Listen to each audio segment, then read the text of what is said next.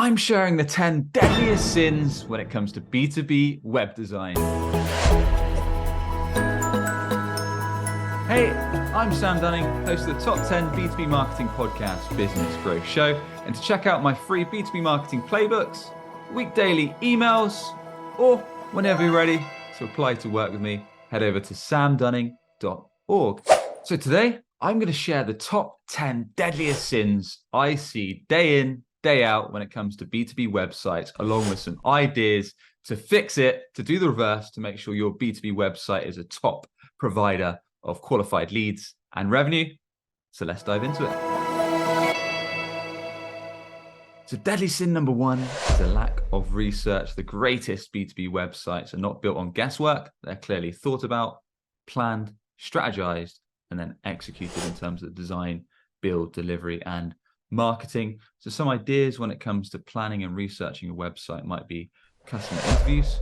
So interviewing perhaps prospects that you're looking to do business with, perhaps customers that you just won, and understand what they want to see, learn, and take action upon, and what you want them to see, learn, and take action upon when it comes to a website like yours. So when customer interviews are involved, it might be understanding those juicy bleeding neck problems and frustrations that they have around your industry and how your product or your offer is positioned to fix those. Understanding the language, the jargon, the words they actually use to describe your offer, the problem that you fix, and the results that you bring to them, so you can leverage that for your website messaging, copy, and design. Understanding, reviewing your main competitors. So what are any gaps that you can fulfill? Are there any common issues that you see with competitors? Any ways that you can one-up them in several angles? Planning out the key pages. What are the key pages that you're going to have on your website? What is going to be the structure? Maybe that's doing a prototype. Maybe that's doing a wireframe, a user flow, so you can really understand how those pages are going to be structured. What are the main elements? For example, a homepage might be top menu navigation, it might be a hero or banner area. You might have some social proof, brands work with testimonials. You might go into screenshots, demo video, snapshots of your products, and more social proof, dive into some of the features, and then have your footer navigation. So you might structure out each and every page, how that's going to flow based upon your customer research, your competitor analysis, and understanding what your prospects actually want to quickly see, learn, and take action upon in order to become a qualified inbound lead. So that research stage is critical to make sure your website resonates, hits home, and converts target clients. Deadly sin number two is designing for yourself, for your CEO, or for your marketing team, because none of you are your target client or your buyer. You've probably got a warehouse full of your services. You've got plenty of your offerings. You don't need them, but your target clients might. So that's why leaning on towards tip one, more of the same, is really understanding what do your focus, your dream clients care about fixing when it comes to their frustrations and problems. What are the main jobs they want to get done? What are their main goals, their motivations, and what do they want as an outcome as a result of working with you? So you can really leverage those things when it comes to your website headlines, messaging, your copy, any videos that you create on your site, any media you put out, your blog articles, when it comes to detail pages, service pages, offering pages. So it's all keeping top of mind what those focus clients actually care about, and customer interviews and research is really vital here, because then you can literally ask them questions around their problems, their jobs to be done, their goals, their motivations, and make sure each relevant offer page, service page, integration page, whatever's relevant on your B2B website is keeping them front of mind, attacking those issues, those goals straight away. So when someone flicks on your website, remember they're probably time short. If they're on their mobile, if they're on their PC, they want you to get to the point. They will understand that you're able to help them. You understand their world, that you can share proof of impact, proof of results, and then they may take that next step and get in touch with you. Deadly sin number three is a slow page speed. So put yourself in a potential customer's shoes.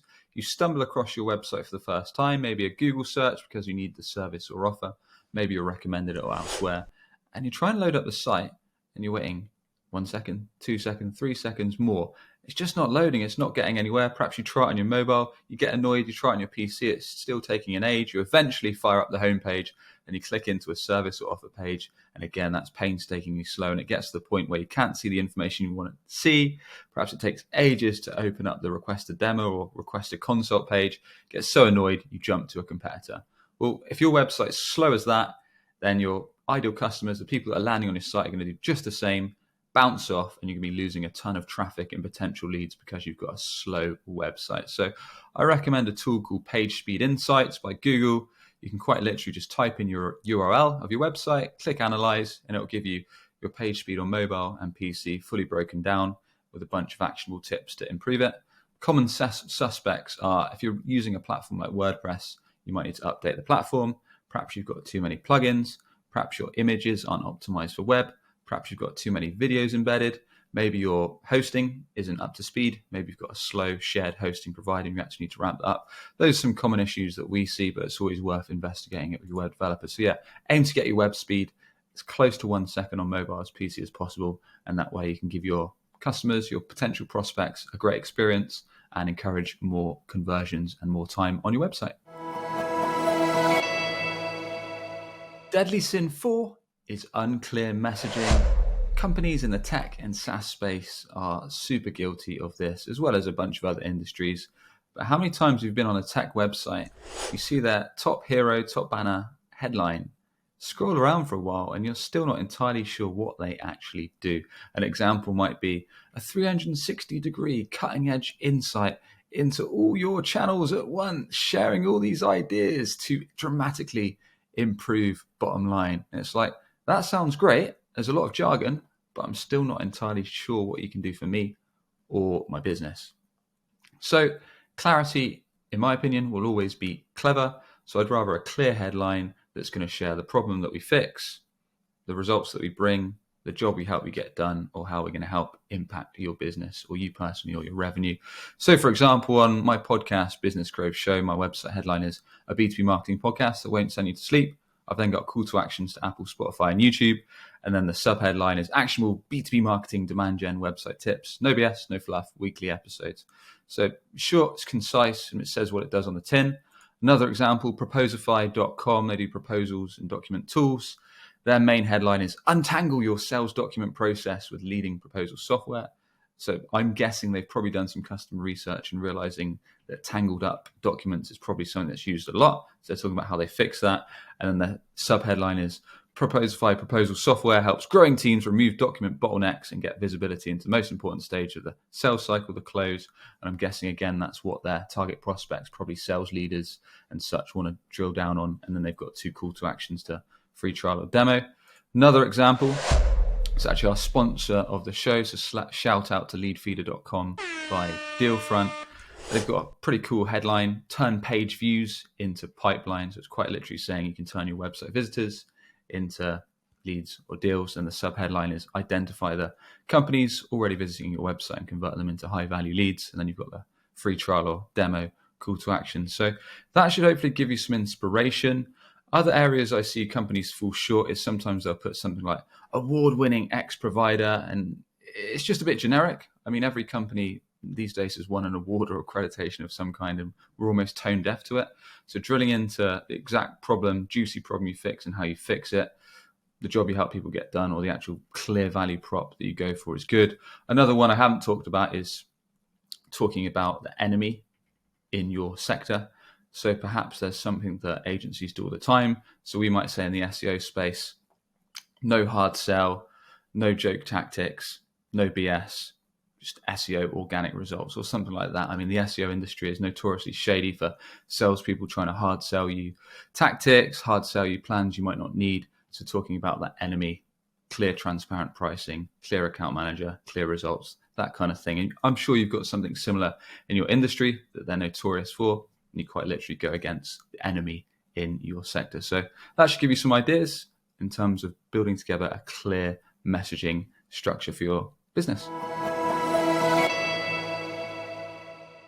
Deadly sin number 5 is hiding your pricing. So many B2B companies are afraid of doing it because they think that it's going to deter leads, perhaps going to send people to their competitors, when, in my opinion, it's one of the most impactful and powerful pages for your website because it can qualify in right fit prospects, repel poor fit prospects, and send decent leads to your sales team and show transparency. So what we recommend, so for the Web Choice website as an example, we're a service-based company providing B2B SEO and web design and builds. So we don't have set kind of tiers as such. A lot of our stuff is tailored towards what prospects need based upon their needs, goals, and objectives. So on our SEO pricing page, we quite literally say SEO fundamentals for small and local businesses is from 1.5K a month, or aggressive SEO for growing B2B and SaaS companies is from 4K a month. We've got a little breakdown of some of the features included in each. Then we're backing up our pricing with some relevant testimonial videos of happy customers. Then share a bit more about our expertise and our own SEO results, so you can put proof of your own work. We break down the stages, in our case, on-page, off-page SEO, but you can break down your phases of work, what's entailed in the scope of work. We've got a little video summary of how we do SEO, and then we've got some FAQs at the bottom to talk about common questions we get asked. How do you drive results? When is SEO a good fit? When's it a bad fit? How do you outrank competitors? So we're actually addressing questions we actually get on sales calls. And then we've got some more social proof. We've got some testimonials from our clients that we've got results for, and then some logos of brands that we've worked with, and then clear call to actions throughout to request a consult, to get in touch and contact. So pricing is super powerful, qualifies in good fit prospects. If you're not a SaaS or tech company with set A, B, C tiers, you can put a starting from or a range for your 2 or 3 most popular offerings. You can back up your claims with social proof, video reviews, testimonials, and such. You can address common questions and objections in FAQ section you get on sales calls. So pricing can be super good to make sure that you send the right qualified leads, you show transparency, and drive decent inbound for your sales team. Deadly sin number 6 is ignoring SEO and ignoring marketing your website. Build it and they come does not work, does not apply when it comes to your B2B website. You need to be actively marketing it, building an audience, and advertising it on the channels that your target prospects are using when it comes to researching, evaluating, and directly going to speak to sales when they need your offering.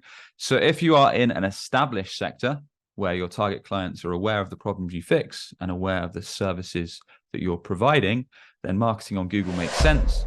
So building out a search engine optimization and SEO strategy plan when it comes to keyword research, website content, technical SEO, off-page SEO like link building, building out citations, and looking to rank your website organically makes sense because your product, your offer is in demand. Or likewise, doing Google ads, Google paid search probably makes sense as well because you can capture that demand a bit faster with the sponsored ads at the top and bottom of Google's results.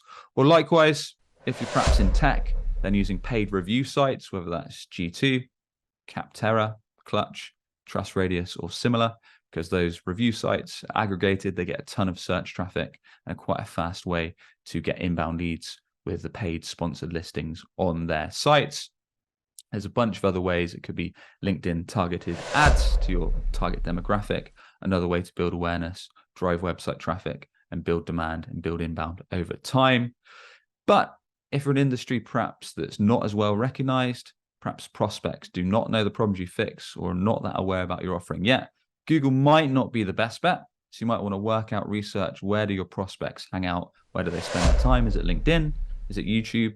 Is it another channel? And you might want to start building awareness around the problem you fix, how you help, addressing common questions, concerns, job to be done, creating media, whether that's videos, podcasts, articles, assets, posts if it's on social or LinkedIn, to start building up that awareness, building up solutions around the problem you fix, building up social proof, ideas, building that audience. So when they do need your offer, or when they do realize they have the problem you fix, they come direct to you.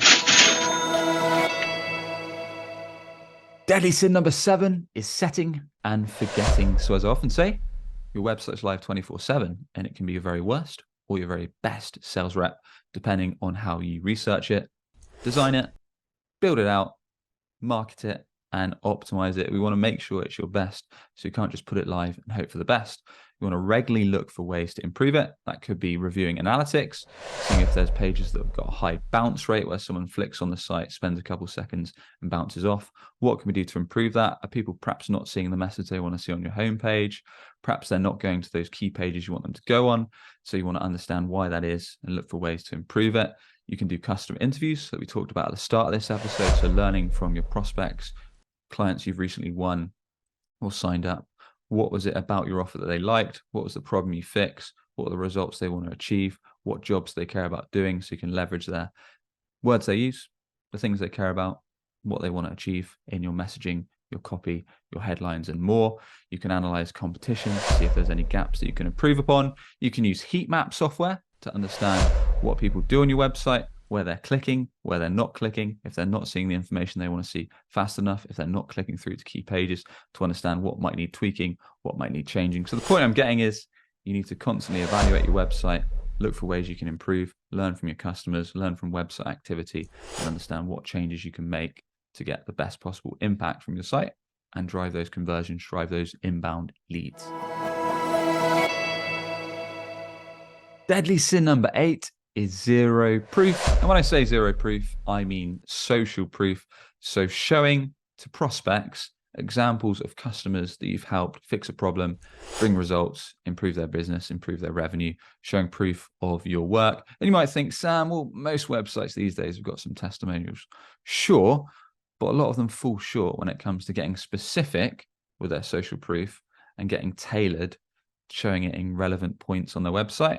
So one quick example of this is most B2B tech and SaaS websites have their top line menu navigation, then they've got a hero or banner area, and then they've got a bar, which is say logos, brands we've helped, clients we've helped, etc.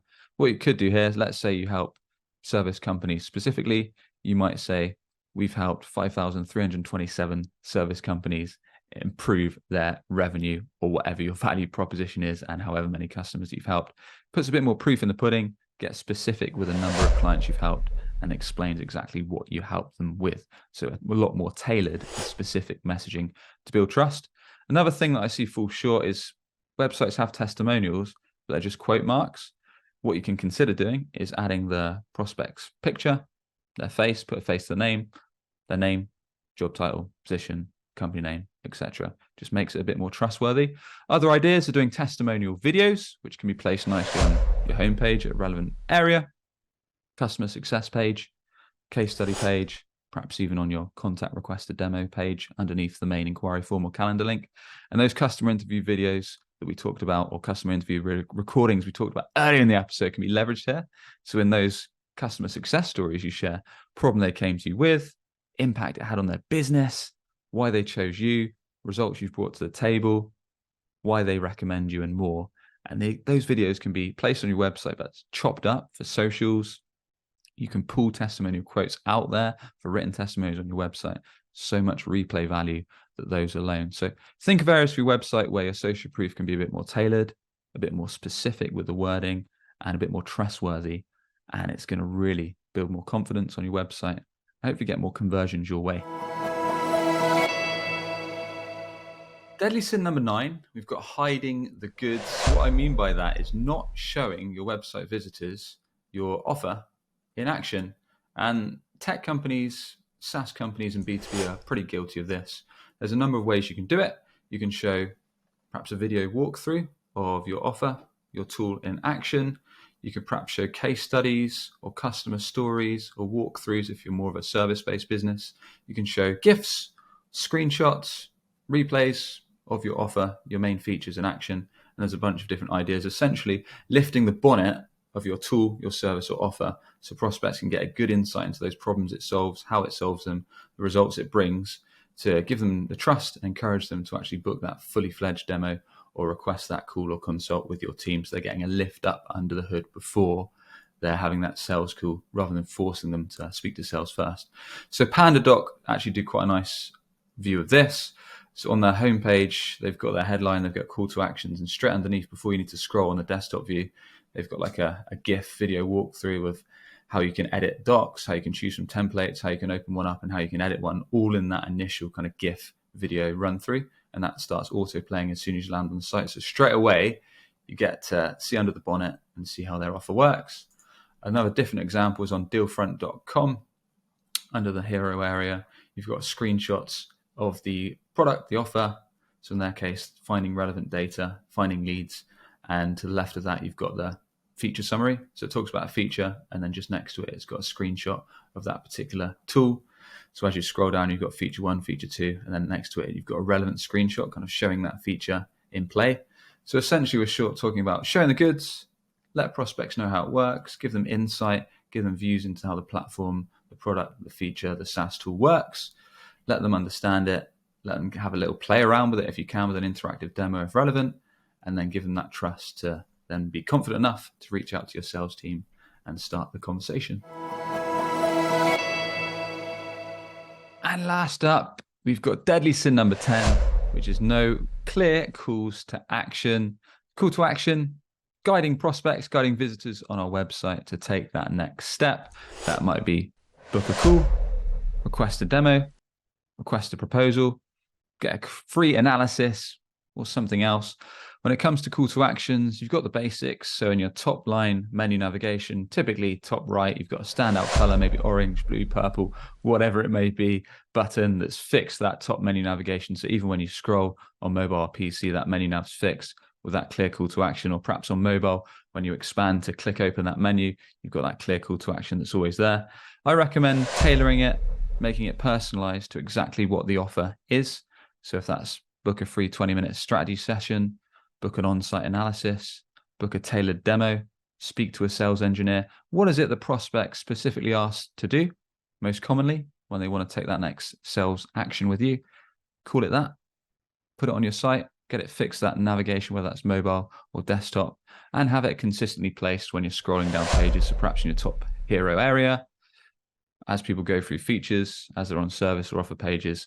So no matter where they are on the site, it's nice and easy for them to take that relevant next step and book a time or book a consult with sales with you and make sure it's tailored to that relevant action. The other thing to consider is if you're building out resource pages, so maybe that's blog articles or similar, then the relevant call to action there probably isn't going to be to speak to a salesperson. So you want to tailor the call to action so it's actually relevant to what stage in the sales funnel someone is. So if they're more educational, more in a learning or information-based phase, which they probably are if they're on the blog article as opposed to a homepage or service page. So on a blog article, it might be a call to action to check out our YouTube channel, get more educational resources on our podcast, get our free email tips or a lead magnet, get our free best 150 tips to do X guide or our 6-step walkthrough guide, and then that nurtures them, gets them into your email funnel. So call to actions, make them relevant, make them tailored, personalized and consistent to the offer that makes sense for the page. And there you have it. I hope today's episode on the 10 deadly B2B website sins has given you some food for thought when it comes to improving your B2B website research, messaging, design, conversions, and more. If you enjoyed the episode, a subscribe on YouTube, a rating or review on your podcast channel is always very much appreciated. And for more resources, playbooks, my week daily emails, or whenever you're ready to apply to work with me, head over to samdunning.org. Cheers.